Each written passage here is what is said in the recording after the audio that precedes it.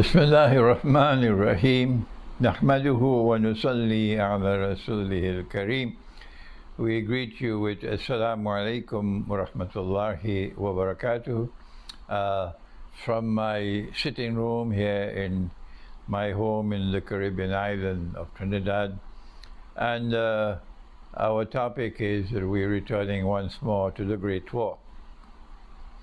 Events are unfolding rapidly in Russia and in Ukraine that you're all aware of. And so those who are saying that this topic of Great War is nonsense, there'll be no Great War, they're now receding in the background because everybody is warning now that there is the likelihood of nuclear war. The President of the United States has done it. The President of Russia has warned about it. The Pope has warned about it. The Secretary General of the United Nations has done about it. And so many others have been warning, yes, we are on the doorstep of a great war. And our Prophet has prophesied it, sallallahu ta'ala alayhi wa sallam. The Malhama, he called it, in which 99% of those who fight in that war would be killed. Yes, so therefore it cannot be conventional warfare. If our Prophet prophesied 99% of combatants being killed, it has to be a war using weapons of mass destruction. Now then, I have spoken on this subject again and again, but I want to bring it into a capsule today. What is the first step we must take to prepare for nuclear war? Answer. They will not give you the answer because they don't talk about nuclear war. No. And if they do, they're supporting NATO. That's what these traitors do. And they call themselves Islamic scholars. I am denouncing them so that you will know who they are. The first thing that you have to do as a believer in the one God, a believer in the one God, to prepare for nuclear war is to banish the fear of death from your heart. I cannot ask you to do something that I'm not doing myself. And so I say to you, truthfully and honestly, I don't have any fear in my heart at all about death.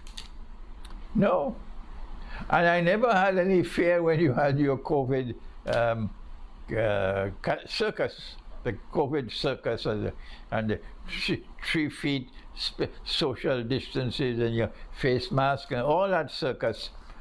I never had any fear in my heart at all these last 2 years. If you have faith in your heart, then you will not have the fear of death in your heart. If you are afraid to die and you're searching for a place where you could hide in a nuclear war, you don't have faith in your heart, my brother. You don't have faith in your heart, my sister. So that's my first advice. Banish fear of death from your heart. Is there anyone telling you that?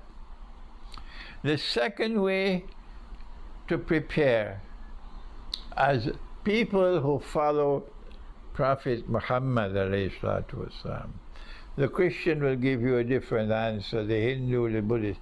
I'm talking for those who are Muslims.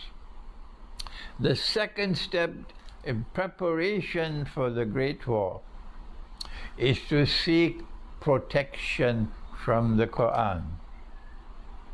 Allah says in the Quran, in Surah Al-Isra, بَعْدَ أَعُوذُ بِاللَّهِ مِنَ الشَّيْطَانِ الرَّجِيمِ. I wish I had a screen so I could put the verse on the screen, the Arabic.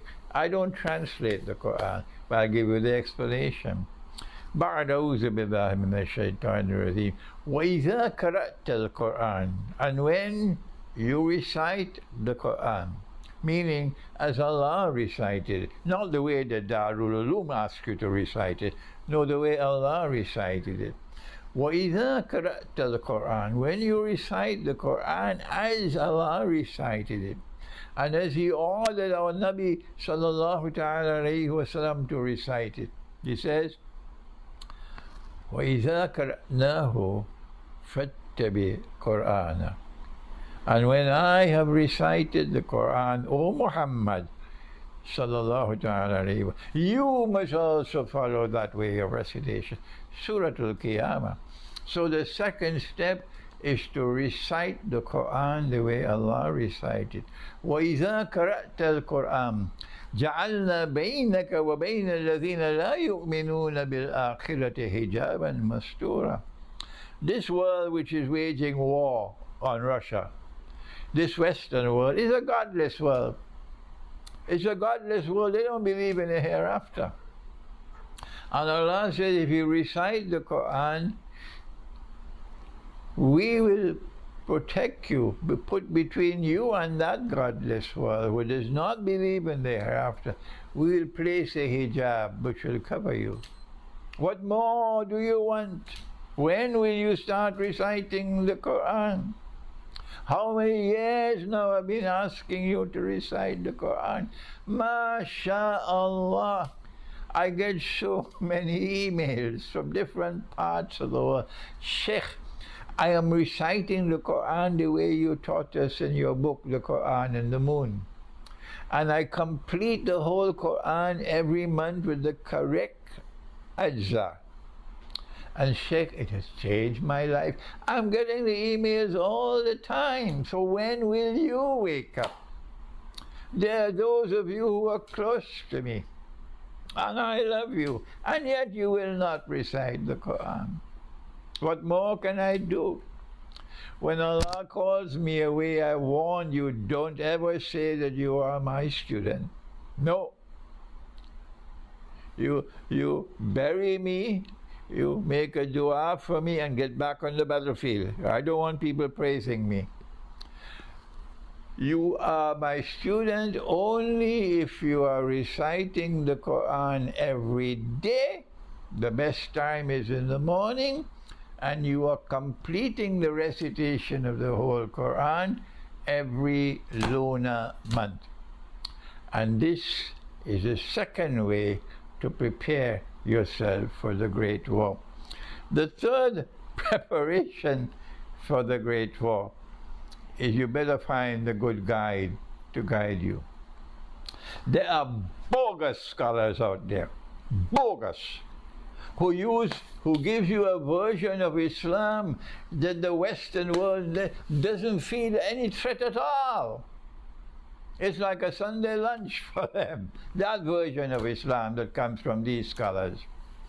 But if you follow the version of Islam that comes from someone who follows Khidr alayhi salam, someone who turns to the Quran to guide and to teach the people the reality of the world today, the Western world will hate you and despise you.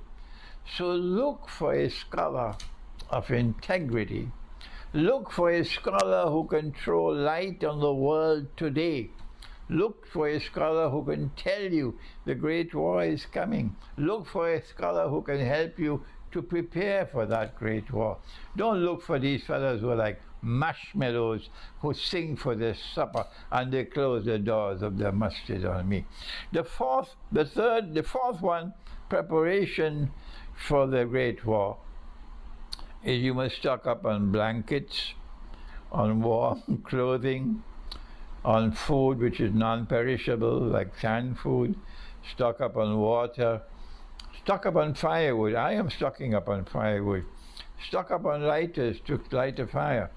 I have spoken a lot about this.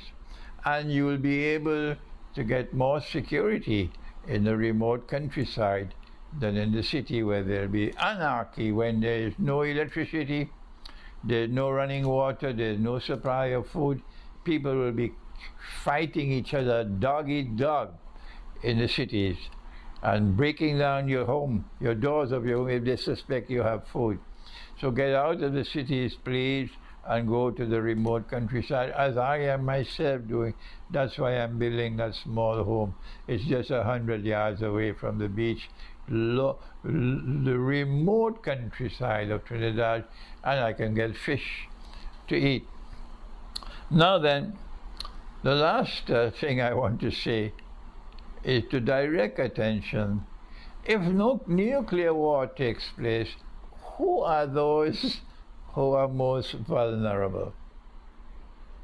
And the answer, it's women and children who have no husband, no father, no man around them to protect them. So in the same way that I've always advised when we have a large gathering, if any event takes place that causes panic, every single man who is present must now become the protector of every woman who is present. No man must seek to escape. No. If we have to die, we die. But we must protect our women and children who are present. That is the way of Islam. So in the same way that you don't rush to the door, trampling over people to escape if a fire is taking place. No! Every single man in that gathering will go and take care and protect the woman and the children. That is Islam. We have a different way of people. And so in preparing for the Great War, we must think about our sisters who are living alone. They're single. They have no husbands. They're either never married or they're divorced. Some of them have children and they're living alone. What can we do for them? If you have the means to marry, then you should offer to marry them. And if your wife says, if you take a second wife, I'll leave you, well then let her go. Let her go. You never knew you had that kind of wife. Now you know it. The truth comes first, not your love for your wife. Loyalty to Allah comes first, not loyalty to your wife. Not loyalty to your children, loyalty to the truth. And the need of the hour today is if you have the means to marry, then marry. If you have to marry, then remember you have to treat them with equity with your wives. And Allah says, وَإِنْ خِفْتُمْ أَلَّا تَعْدِلُوا فَوَاحِدًا. If you fear that you cannot marry them and treat them equally with your wives, economically equally, then stay with one wife. أَوْ مَا مَلَكَتْ أَيْمَانِكُمْ. And then you can take them if they offer themselves as milk al-yamin.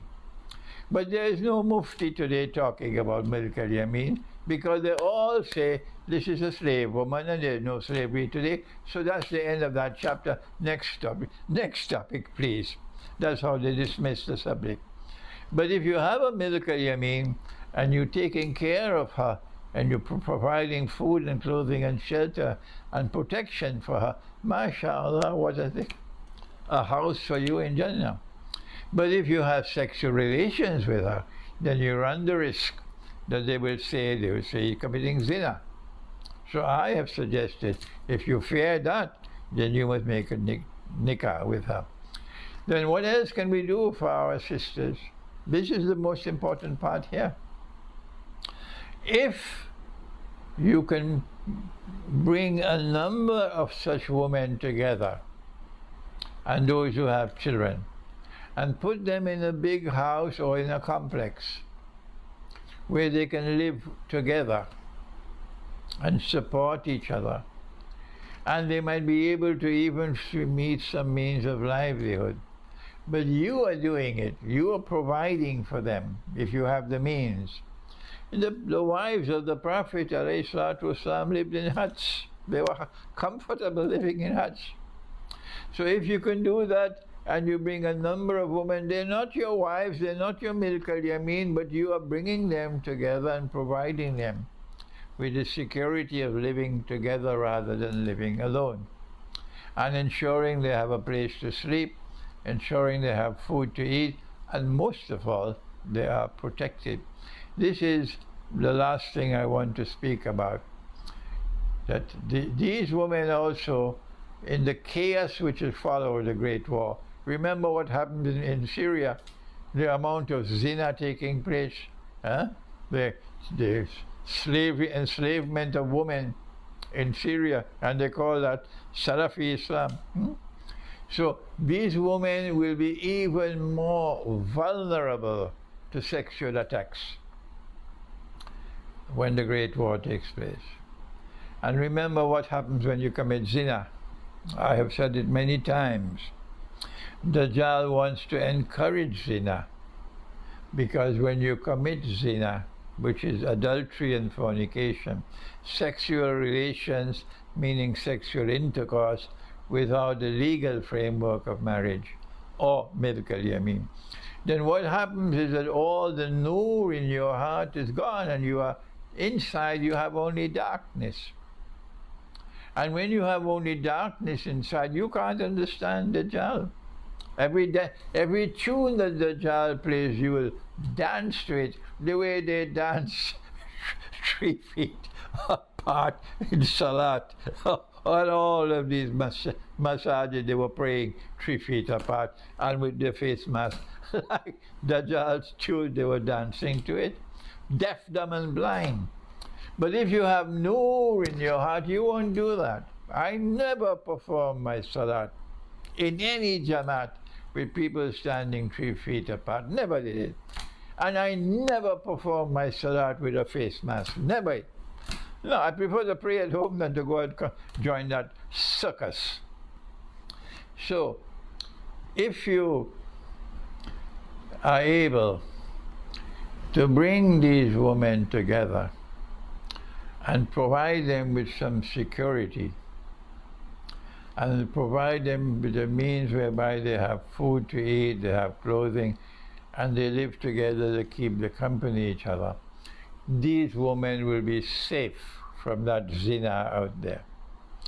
Think about our sisters. Think about the sexual predatory who is going to attack them when the Great War takes place. They'll be vulnerable. Think about their vulnerability, our sisters and their children, and act now before the Great War takes place, if Allah gives you the means to protect our sisters. Thank you. Wassalamu alaikum wa rahmatullahi wa barakatuh.